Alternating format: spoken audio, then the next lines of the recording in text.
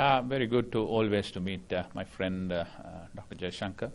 We just had a small conversations as to how we strengthen the Sri Lankan relationship, and also I have invited him to visit Sri Lanka for the IORA.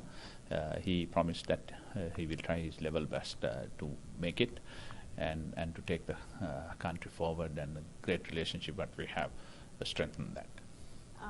Sir, my always question is, there are diplomatic tensions between Canada and India that is ongoing because of Trudeau's allegation, which India has obviously rejected. What will you say on that and on India's response, since we know that Sri Lanka has too suffered from various forms of terrorism in the last decade? Yeah, we have always suffered, and some of the terrorists have found safe haven in Canada. Canadian Prime Minister has this way of just coming out with some outrageous allegations without any supporting proof. The same thing they did for Sri Lanka, a terrible total lie about saying that Sri Lanka had a genocide. Everybody knows there was no genocide in our country. And I saw yesterday he had gone and given a rousing welcome to somebody who have associated with the Nazis in the past on the Second World War. So this is questionable, and we have dealt it in the past. We have categorically rejected those outrageous allegations. So I'm not surprised that sometime Trudeau, Prime Minister Trudeau, comes out with outrageous, unsubstantiated allegations. Since you mentioned about his comment on the genocide, we know Canadian High Commissioner in Sri Lanka was summoned. How do you think that statement has affected the relationship between Sri Lanka and Canada, and if you can talk about the wider Indo-Pacific? Yeah, that has actually affected our relationship. People to people, we have good contact. Foreign Ministry has a different take on that. Global Ministry of Global Affairs has very clearly said that Sri Lanka did not go through a genocide. Whereas the Prime Minister, as a politician, stand up and says that genocide had taken place. That itself is contradictory to each other. That doesn't help. I don't think anyone should poke their nose into the other countries and tell as to how we should govern our country. We love our country more than anyone else. That's why we are in our country. So therefore, we are not very happy about that that statement at all. So basically, I think that's what is very important. IORA, we are saying that Indian Ocean identity and strengthen the regional architecture. We have to look after our region. We need to work together. That's how we can create a peaceful environment there, and we should not be dictated by anyone else as to how we should conduct our affairs. So there are reports of Chinese research vessel scheduled to be docked in Sri Lanka in October, named as Xi'an 6. If you can tell us something about that, since we know that India in the past has raised concerns because of its security, and how does Sri Lanka assures New Delhi that its security interest in the Indian Ocean will be?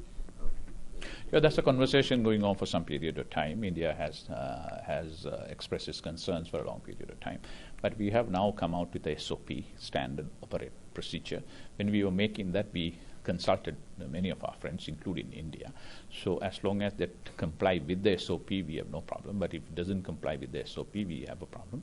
So therefore, as far as I know, we have not given the permission to come to Sri Lanka during the month of October.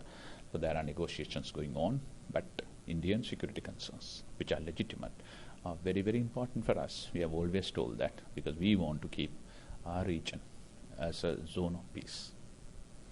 So another point of concern is the fishermen issue between India and Sri Lanka. We saw during the President's visit this year the discussion between the Prime Minister and the President, our Prime Minister telling the President that you should see this matter with a humane approach. So if you can talk about that, how is this going to resolve?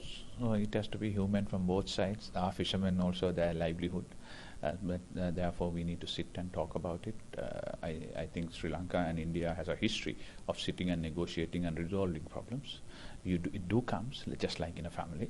So we are very confident that if we can sit and talk about it and find a solution which is win-win, which is good for Sri Lanka, good for India, and good for our relationship. So I know tough times. We also have a lot of pressure from our fishermen, particularly from the Tamil-speaking fishermen in north and east, because that's their livelihood. But as similarly, it's also livelihood for the people in some of the fishermen in your country. So I'm sure we will sit, we'll negotiate, we'll discuss this and find a solution which is acceptable to all. So what is the current situation in your country right now, since we know that Sri Lanka has dealt with the economic crisis in the last few time, and what will you say on India's assistance? Yeah. The situation is much better compared to last year. I'm sure as a journalist you would know the inflation has come down, tourism has picked up, rupee has stabilized, reserves have risen. But if you look at carefully, I was telling this morning when I met with some senior officials of the UN, there is when I was advocating to have a financial architecture, we were lucky because by the time all multilaterals coming and giving the money, we had a huge gap, but it is India who played and bridged that gap by coming out with 3.9 billion worth of various form of assistance to us. So we are very grateful. I think India can proudly claim a great part of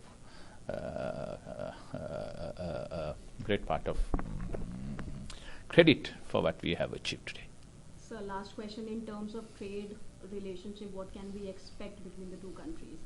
Trade is very important because we are looking at India growing, one of the fastest growing, largest economies, big economies, and India growing, and that growth path is very important.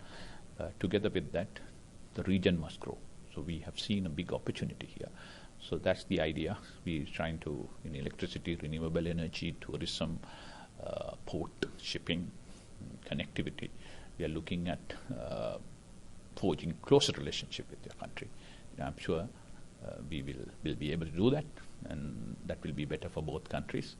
And we want a good region with prosperity, peace, and harmony among all. So, as I always say, until everyone is safe, no one is safe. It's true for the region. So we want a good neighbor, prosperous neighbor. India is going that path. We want to go with them.